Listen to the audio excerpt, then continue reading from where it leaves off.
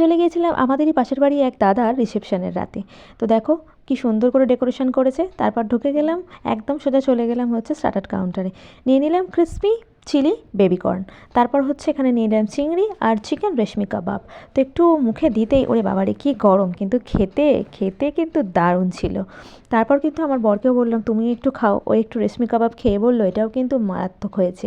তারপর একটু ঘোরাঘুরি করার পরেই চলে এলাম মেন কোর্সে। মেন কোর্সেও ছিল এলাহি আয়োজন। প্রথমেই প্লেটে দিয়ে গেল হচ্ছে একটা মিক্সড আচার, তারপর ছিল হচ্ছে গরম গরম একদম কড়াইশুঁটির কচুরি, আর সঙ্গে ছিল স্টাফড আলুর দম। শীতের রাতে কচুরি দিয়ে স্টাফড আলুর দম খেতে কিন্তু বেশ লাগলো। যাই হোক, আমার ভয়েস দিতে দিতেই কিন্তু একদম জিভে জল চলে আসছে। তারপর দিয়ে গেছিলো হচ্ছে কাসুন্দি আর ফিশ কাটলেট, আর ফিশ কাটলেটের ভিতরে যে মাছটা ছিল সেটা কিন্তু একদম ফ্রেশ ছিল, দারুণ খেতে ছিল। তারপর চলে এলো একদম ঝুরঝুরে সাদা ভাত, তার সঙ্গে এলো হচ্ছে ভেটকি পাতুরি। আর এই ভেটকি পাতুরিটা খুলতে না খুলতেই এটা থেকে যা একটা স্মেল বেরোচ্ছিল কি আর বলবো। যাই হোক, দুর্দান্ত একদম।